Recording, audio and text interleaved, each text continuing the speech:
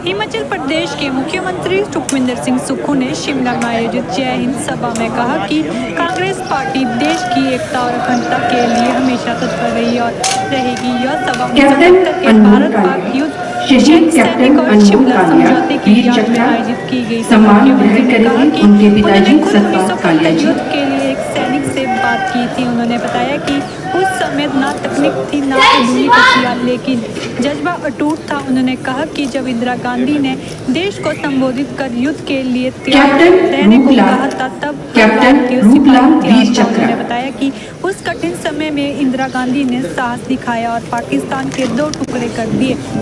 93,000 पाकिस्तान सैनिकों के कर्नल संजीव सिंह वीर चक्र किया और बांग्लादेश का निर्माण हुआ। ये भारतीय राजनीति का नहीं बल्कि कर्नल संजीव सिंह सम्मान ग्रहण करेंगे मुख्यमंत्री द्वारा। अखिल भारतीय कांग्रेस कमेटी के दिशा निर्देश अनुसार सभी देश के सभी प्रांतों में 30 तारीख और के भीतर जय हिंद सभा का आयोजन किया जाना था।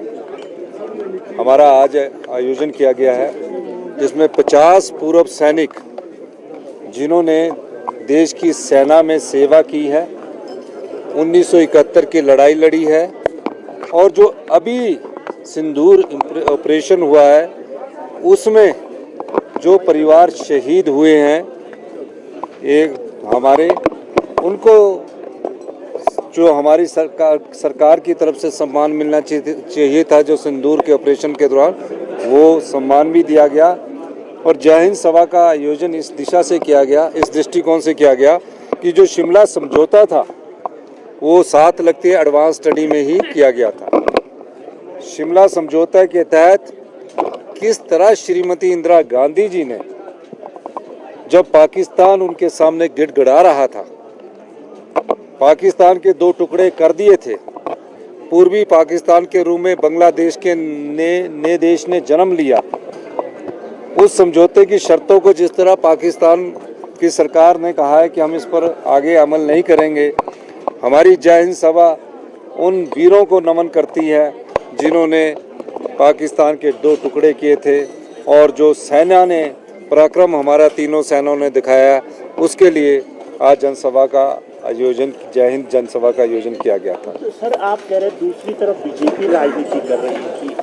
नहीं, देखो, राजनीतिक दृष्टिकोण से हमारा काम देश की एकता और अखंडता को बनाए रखने के लिए राजनीति करना नहीं है। हमारा काम जो हमारी कांग्रेस की विचारधारा जो देशभक्ति से ओतप्रोत है, जिस देशभक्ति की विचारधारा के साथ हम आगे बढ़ते हैं और जिस देशभक्ति की विचारधारा के तहत सैकड़ों कांग्रेस के कार्यकर्ताओं ने और देश के 2 प्रधानमंत्रियों ने, मुख्यमंत्री ने, प्रदेश कांग्रेस कमेटी के अध्यक्ष ने, श्रीमती इंदिरा गांधी ने, श्री राजीव गांधी ने देश की एकता और अखंडता के लिए अपने प्राणों का बलिदान दिया, ये सब उन बातों को याद करने के लिए जय हिंद सभा का आयोजन किया गया था। बहुत बहुत धन्यवाद। देखिए, शिमला में ये सभा होना, ये अपने आप में ये एक बहुत ही अभूतपूर्व कार्य प्रोग्राम है, क्योंकि पूरे देश में अगर कहीं पे ये समझौता हुआ है पूरे विश्व में, वो शिमला समझौता, शिमला ट्रीटी करके जाना जाता है। और वो शिमला ट्रीटी यहीं से 500 किलोमीटर दूर हुआ था। हम वहीं पे प्रोग्राम करना चाहते थे, लेकिन वहाँ जगह कम है, इसलिए हमने यहाँ पे किया है। सबसे बड़ी बात यह है कि उसमें ये तय हुआ था, स्पष्ट हुआ था कि 2 देश के बीच में, पाकिस्तान और इंडिया, इसमें कोई भी बीच में नहीं आ सकता। ये हम 2 देश सवाल से पैदा कर सकते हैं, यूएन में भी नहीं जा सकते, ये फाइनल हुआ था। उसके बावजूद उन्होंने, ट्रंप साहब ने पहले आगे आके ये सीज फायर डिक्लेयर कर दिया। इसका हमें खेद है, वो बिल्कुल बराबर नहीं हुआ है।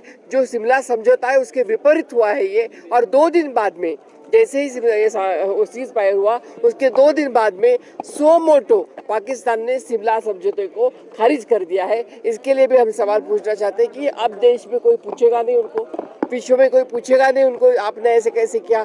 हम तो कानून के मुताबिक चलते हैं, लेकिन वो कैसे भी करेंगे। और हमारे इतने लोगों की जानें दी है, उसके बाद में आप सीज फायर करते हैं, और वो सीज फायर भी पहले ट्रम्प बताते हैं, और उसके लिए बोलते व्यापार के लिए हमने कर दिया। और फिर एप्पल का फ़ोन भी, जो मालिक है एप्पल का, उनको भी बोला कि एप्पल का यहाँ प्रोडक्शन नहीं करना चाहिए, ये भी बता रहे हैं। एक तरह से ये उनकी जोर जबरदस्ती चल रही है ट्रम्प साहब की। मैम, जिस तरह से ऑपरेशन सिंदूर को पॉलिटिसाइज किया, नहीं बताइए, शर्तें नहीं बताइए। जिस तरह से ऑपरेशन सिंदूर को पॉलिटिसाइज किया जा रहा है, चुनावों में इसका प्रयोग करने का प्रयास किया जा रहा है, किस तरह देखते हैं आप इस तरह के? हिंदुस्तान की जनता बहुत होशियार है।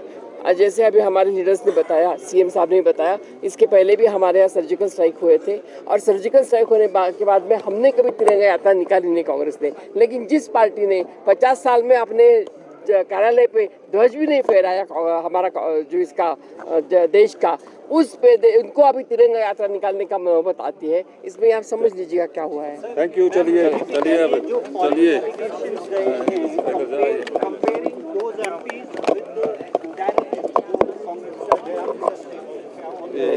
इसके ऊपर नहीं मैं बोलना चाहूँगा। ACC देखिए, स्पोक्सपर्सन